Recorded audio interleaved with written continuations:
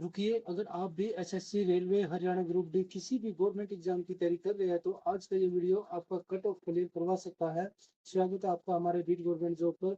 आज है हमारे 30 डे चैलेंज का डे 5 और आज मैं आपके लिए लाया हूँ इंडिया जीके के 25 ऐसे जहरीले सवाल जो बार बार एग्जाम में रिपीट होते हैं लेकिन 90% स्टूडेंट गलतियां कर बैठते हैं।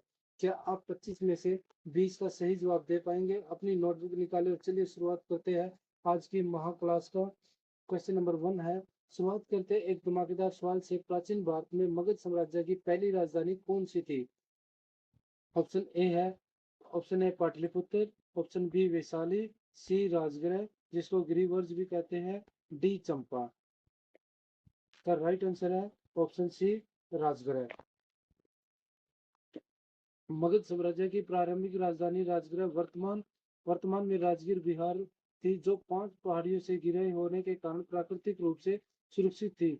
बाद में सम्राट उदयन ने राजधानी को पाटलिपुत्र स्थानांतरित कर दिया था। राजा सम्राट ने उदयन ने पाटलिपुत्र इसको भेज दिया गया था बाद में। और याद रखें, राजगृह को गिरिवर्ज भी कहा जाता है।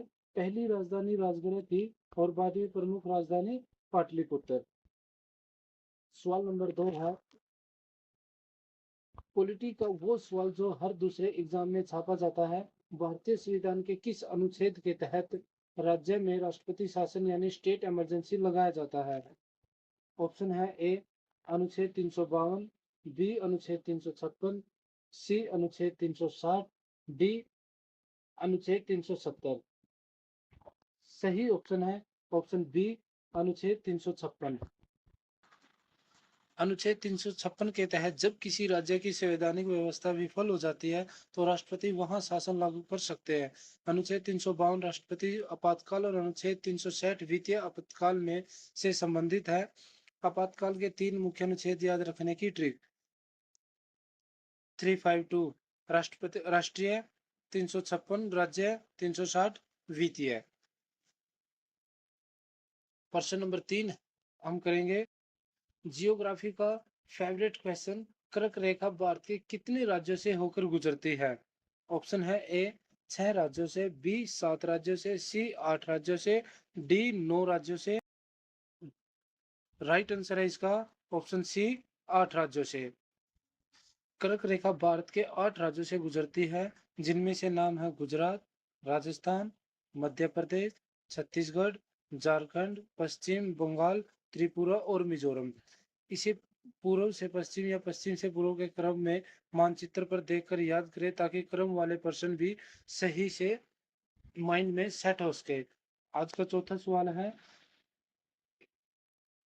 भारत का सबसे पहला राष्ट्रीय उद्यान कौन सा है? ऑप्शन है ए काजीरंगा राष्ट्रीय उद्यान, बी जिम कॉर्बेट राष्ट्रीय उद्यान, सी गिर राष्ट्रीय उद्यान, डी कान्हा राष्ट्रीय उद्यान। सही जवाब है Jim Corbett national park. Jim Corbett national park. Gym Jim Corbett राष्ट्रीय उद्यान जो उत्तराखंड की में है, इसकी स्थापना 1936 में हेली नेशनल पार्क के रूप में हुई थी। यह भारत का पहला राष्ट्रीय उद्यान है। वर्ष 1973 में यही यहाँ से प्रोजेक्ट टाइगर की शुरुआत की गई थी। इसे पहले हेली नेशनल पार्क कहा जाता था। हाल ही में इसका नाम रामगंगा नेशनल पार्क करने का प्रस्तावना भी चर्चा में रहा है। सवाल नंबर 5 है। भारत में हरित क्रांति का जनक किसे माना जाता है? ऑप्शन है A doctor Verghese Kurien, B M S Swaminathan, C C Subramaniam या फिर डी होमी बाबा। इसका सही उत्तर है दोस्तों option B M S Swaminathan. Bharat में 1960 के दशक में उच्च उपज वाली किस्म के बीजों के प्रयोग से कृषि उत्पादन बढ़ाने का श्रेय डॉक्टर एम एस स्वामीनाथन को जाता है। विश्व स्तर पर नॉर्मन बोरलॉग को हरित क्रांति का जनक कहा जाता है। भारत में श्वेत क्रांति के जनक डॉक्टर वर्गीज कुरियन है और हरित क्रांति के M S Swaminathan. Question number 6 है हमारा। भारत की सबसे लंबी तटरेखा वाला राज्य कौन सा है? भारत का सबसे लंबी तटरेखा वाला राज्य कौन सा है? ऑप्शन ए है आंध्र प्रदेश, ऑप्शन बी है तमिलनाडु, सी है महाराष्ट्र, डी है गुजरात। सही उत्तर है दोस्तों डी गुजरात। गुजरात की तटरेखा सबसे लंबी लगभग 1214 किलोमीटर है। इसके बाद दूसरे स्थान पर आंध्र प्रदेश और तीसरे स्थान पर तमिलनाडु आता है। भारत के कुल 9 राज्य तटरेखा से लगे हुए हैं। यदि केंद्र शासित प्रदेशों को भी शामिल किया जाए तो अंडमान और निकोबार की तटरेखा सबसे लंबी है, लेकिन राज्यों में गुजरात शीर्ष सबसे ज्यादा तटरेखा गुजरात राज्य की लगती है दोस्तों। सवाल नंबर 7 हमारा, प्रसिद्ध दांडी मार्च जिसको हम नमक सत्याग्रह भी कहते हैं, किस वर्ष शुरू हुआ था? Option A 1920, option B 1930, option C 1942, या फिर ऑप्शन डी 1919। करेक्ट आंसर है ऑप्शन बी 1930।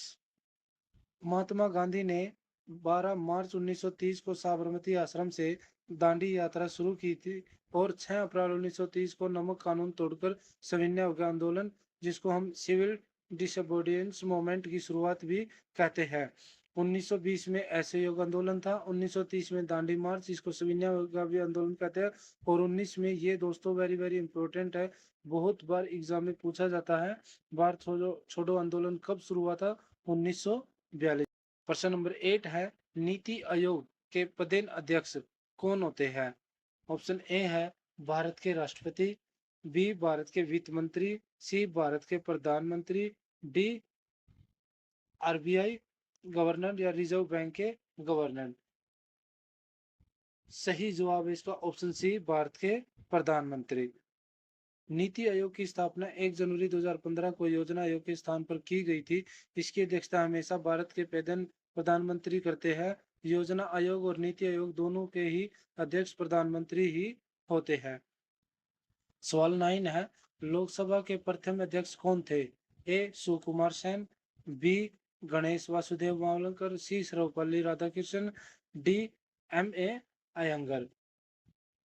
राइट आंसर है दोस्तों इसका ऑप्शन बी, गणेश वासुदेव मावलंकर।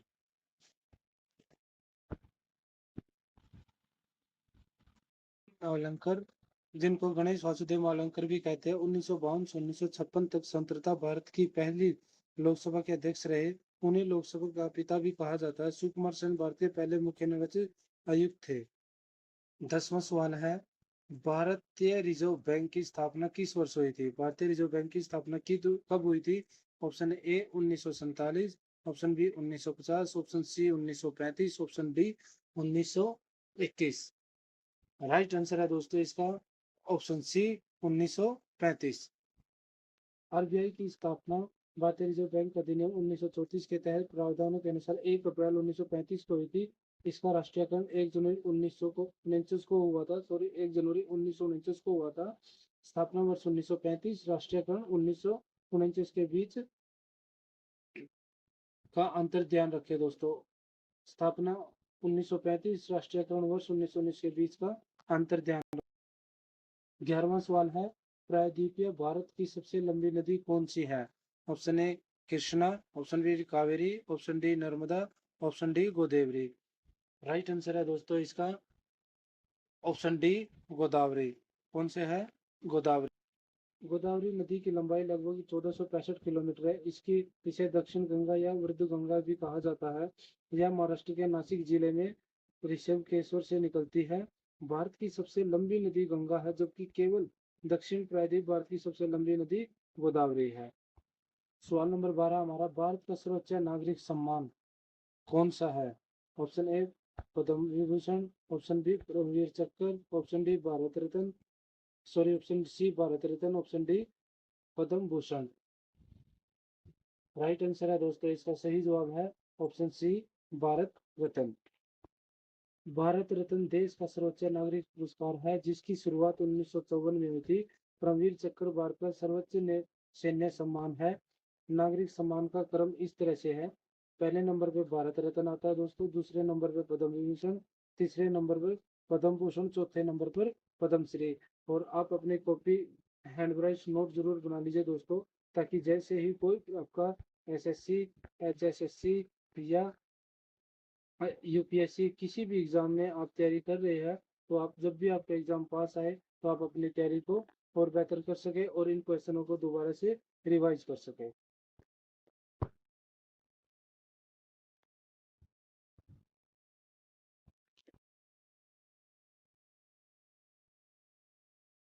13वां सवाल है, भारत का सबसे ऊंचा बांध टिहरी बांध किस नदी पर निर्मित है? Option A Bhagirathi, option D Alaknanda, option C Sutlej, option D Mahanadi. Right answer है दोस्तों इसका ऑप्शन ए भागीरथी, भागीरथी नदी। टिहरी बांध उत्तराखंड के टिहरी जिले में भागीरथी और बिलांगना नदी के संगम पर स्थित है। यह भारत का सबसे ऊंचा लगभग 260.5 मीटर बांध है और भारत का सबसे लंबा बांध हीराकुंड महानदी और सबसे ऊंचा बांध टिहरी है। सवाल 14 है, संविधान सभा की प्रारूप समिति के अध्यक्ष कौन थे? Option A doctor Rajendra Prasad, B Jawaharlal Nehru, C doctor B R Ambedkar, D Sardar Vallabh bhai Patel. Right answer है दोस्तों इसका option C doctor B R Ambedkar. संविधान सभा ने 29 अगस्त 1947 को प्रारूप समिति का गठन किया था, जिसके अध्यक्ष डॉक्टर बी आर अम्बेडकर थे। इसकी समिति में कुल 7 सदस्य थे। कितने थे दोस्तों? कुल 7 सदस्य थे। संविधान सभा के स्थायी अध्यक्ष डॉक्टर राजेंद्र प्रसाद है, जबकि प्रारूप ड्राफ्ट बनाने वाले समिति अध्यक्ष थे doctor doctor B R Ambedkar. 15वां सवाल हमारा, काजीरंगा राष्ट्रीय उद्यान मुख्य रूप से किस जानवर के संरक्षण के लिए प्रसिद्ध है? ऑप्शन ए है एशियाई शेर, ऑप्शन बी है एक सींग वाला गैंडा, ऑप्शन सी है बंगाल टाइगर, ऑप्शन डी है भारतीय हाथी। इसका राइट आंसर है दोस्तों ऑप्शन बी एक सींग वाला गैंडा। असम में स्थित काजीरंगा राष्ट्रीय उद्यान विश्व के 2/3 एक सींग वाले गैंडों का घर है। यह यूनेस्को विश्व धरोहर में स्थित है। एशियाई शेरों के लिए गिर जो राजस्थान में है और एक सींग वाले गैंडों के लिए काजीरंगा असम में स्थित है। 16वां सवाल है, 1857 के प्रथम स्वतंत्रता संग्राम के समय भारत का गवर्नर जनरल कौन था? ए है लॉर्ड डलहौजी, बी है लॉर्ड कैनिंग, सी है लॉर्ड कर्जन, डी है लॉर्ड माउंटबेटन। राइट आंसर है दोस्तों इसका ऑप्शन बी लॉर्ड कैनिंग। 1857 के विद्रोह के दौरान लॉर्ड कैनिंग भारत के गवर्नर जनरल थे। इस विद्रोह के बाद 1898 में भारत के पहले वायसराय भी बने। डलहौजी ने हड़प नीति चलाई थी, जिससे विद्रोह के पृष्ठभूमि बनी, लेकिन विद्रोह के समय कैनिंग गवर्नर जनरल था। प्रश्न नंबर 17 हमारा, भारत का एकमात्र सक्रिय ज्वालामुखी कहाँ स्थित है? ऑप्शन ए है लक्षद्वीप, बी है बैरन द्वीप, सी है मनिकॉय, डी है न्यू मूर द्वीप। इसका राइट आंसर है दोस्तों ऑप्शन बी बैरन द्वीप। बैरन बैरन द्वीप अंडमान सागर में स्थित भारत का और दक्षिण एशिया एकमात्र सक्रिय ज्वालामुखी है। टिप्स है दोस्तों, अंडमान में स्थित नारकोंडम एक तो सुप्त ज्वालामुखी है, जबकि बैरन सक्रिय ज्वालामुखी है। क्वेश्चन नंबर 18 हम करेंगे, भारत में पहली यात्री रेलगाड़ी किस वर्ष और किन स्थानों के बीच चली थी? भारत में पहली यात्री रेलगाड़ी किस वर्ष और किन स्थानों के बीच 16 अप्रैल 1853 को लॉर्ड डलहौजी के शासनकाल में भारत की पहली ट्रेन बॉम्बे से ठाणे के बीच 34 किलोमीटर की दूरी के लिए चलाई गई थी। टिप्स है, भारतीय रेलवे की शुरुआत लॉर्ड डलहौजी के समय हुई थी, इसलिए उन्हें भारतीय रेलवे का जनक भी कहा जाता है। किस समय चली थी? लॉर्ड डलहौजी के उसमें चली थी रेल यात्रा। और दोस्तों, जो ये रेल यात्रा चलाई गई थी, ये हमारे कोई फायदे के लिए नहीं चलाई गई थी। इसमें इनका खुद का फायदा था। इन्होंने इंडिया को लूटा है और जब इन्होंने इंडिया से जो भी सामान था वो बाहर ले जाने की सोची, तो इसलिए इसने अपने मुंबई टू ठाणे 16 अप्रैल 1853 में रेल यात्रा शुरू की गई थी, ताकि भारत का जितना भी इन्होंने चुराया है सोना, वो सब अपने देश ले जाया जा सके। आज का सवाल नंबर 19 है, किस संविधान संशोधन अधिनियम द्वारा प्रस्तावना में धर्मनिरपेक्ष और समाजवादी शब्द जोड़े गए थे? ऑप्शन ए है 44वां संशोधन, ऑप्शन बी है 42वां संशोधन, सी है 46वां संशोधन या डी 73वां संशोधन। करेक्ट आंसर है दोस्तों इसका ऑप्शन बी 42वां संशोधन। 1976 के 42वें संविधान संशोधन द्वारा प्रस्तावना में 3 नए शब्द जोड़े गए, समाजवादी, धर्मनिरपेक्ष या पंथ निरपेक्ष और अखंडता। इस संशोधन को लघु संविधान भी कहा जाता है। टिप्स है, 42वां संशोधन 1976 मुख्य बदलाव के लिए जाना जाता है और 44वां संशोधन 1978 मुख्य रूप से संपत्ति के आधार को हटाने के लिए जाना जाता है, क्योंकि पहले क्या होता है दोस्तों, जो भी पिता की या मदर की जो भी जमीन होती थी, जो भी जायदाद होती थी, बच्चे उनको हड़पने के लिए अपने माँ बाप की डेथ कर देते थे, जिसके चलते सरकार ने ये सब बंद कर दिया था। और 44वें संशोधन 1968 मुख्य रूप से संपत्ति के अधिकार को हटाने के लिए लागू कर दिया गया था। 20वां सवाल है, भारत की सबसे बड़ी मीठे पानी की प्राकृतिक झील कौन सी है? Option A Chilka, option B Sambhar झील, ऑप्शन सी वूलर झील, ऑप्शन डी लोकटक झील। इसका राइट आंसर है दोस्तों ऑप्शन सी वूलर झील। जम्मू और कश्मीर के बंदीपोरा जिले में स्थित वुलर झील भारत की सबसे बड़ी मीठे पानी की झील है। चिल्का भारत की सबसे बड़े खारे पानी की झील है। टिप्स है, मीठा पानी वुलर झील जो जम्मू एंड कश्मीर में है, खारा तटीय पानी चिल्का जो उड़ीसा में है, और तैरती हुई झील कौन सी है दोस्तों? लोकटक जो मणिपुर में है। आज का हमारा 21वां क्वेश्चन है, गौतम बुद्ध ने अपना पहला उपदेश कहाँ दिया था? ऑप्शन ए बोध गया, बी सारनाथ, सी काशी नगर, डी लोमनी। सही उत्तर है ऑप्शन बी सारनाथ। ज्ञान प्राप्ति के बाद गौतम बुद्ध ने अपना पहला उपदेश सारनाथ वाराणसी के पास में 5 भिक्षुओं को दिया था। इस घटना को बौद्ध धर्म में धर्म चक्र परिवर्तन कहा जाता है। लुम्नी जन्म लुम्नी में दोस्तों सारनाथ जी का जन्म हुआ था। बोध गया में ज्ञान प्राप्ति हुई थी। सारनाथ पहला उपदेश दिया था। कुशीनगर में महापरिनिर्वाण मृत्यु हुई थी। 22वां सवाल है, भारत के किस राज्य में साइलेंट वैली राष्ट्रीय उद्यान स्थित है? Option A Karnataka, option B Kerala, option D Tamil Nadu, option D Assam. Right answer है दोस्तों इसका option B Kerala. Kerala silent valley राष्ट्रीय उद्यान केरल के पलक्कड़ जिले में नीलगिरी पहाड़ियों में स्थित है। यह अपनी समृद्ध जैव विविधता और दुर्लभ शेर जैसी पूंछ वाले बंदर के लिए जाना जाता है। सिलिकॉन वैली जो बेंगलोर में है, जिसको आईटी हब भी बोला जाता है, साइलेंट वैली केरल में है। दोनों में भ्रमित मत होना, इनको ध्यान से अपनी कॉपी में नोट्स कर लीजिए, ताकि जब भी आप एग्जाम में बैठो तो आंख मीच के तुरंत टिक कर सके। क्वेश्चन नंबर 23 हमारा, भाखड़ा नांगल परियोजना किस नदी पर निर्मित है? Option A Beas, option B Jhelum, option C Sutlej, option D Ravi. Right answer है दोस्तों इसका ऑप्शन सी सतलुज। भाखड़ा नांगल बांध पंजाब और हिमाचल प्रदेश की सीमा पर सतलुज नदी पर बना है। यह भारत की सबसे बड़ी बहुउद्देशीय नदी घाटी परियोजनाओं में से एक है। इसके जलाशय को गोविंद सागर कहा जाता है। भाखड़ा बांध से बना जलाशय श्री गुरु गोविंद जी के नाम पर गोविंद सागर झील कहा जाता है। आज का हमारा 24वां सवाल है, भारतीय संविधान के मौलिक अधिकारों का संरक्षण किसे माना जाता है? संसद, राष्ट्रपति, सर्वोच्च न्यायालय, प्रधानमंत्री। सही जवाब है ऑप्शन सी सर्वोच्च न्यायालय। अनुच्छेद 22 के तहत यदि नागरिकों को मौलिक अधिकारों का हनन होता है तो वे सीधे सर्वोच्च न्यायालय जा सकते हैं। सुप्रीम कोर्ट रीट जारी करके अधिकारों की रक्षा करता है। टिप्स है, डॉक्टर अंबेडकर ने अनुच्छेद 32 को संविधान की आत्मा और हृदय कहा है। अनुच्छेद 32 को क्या कहा? संविधान की आत्मा और हृदय।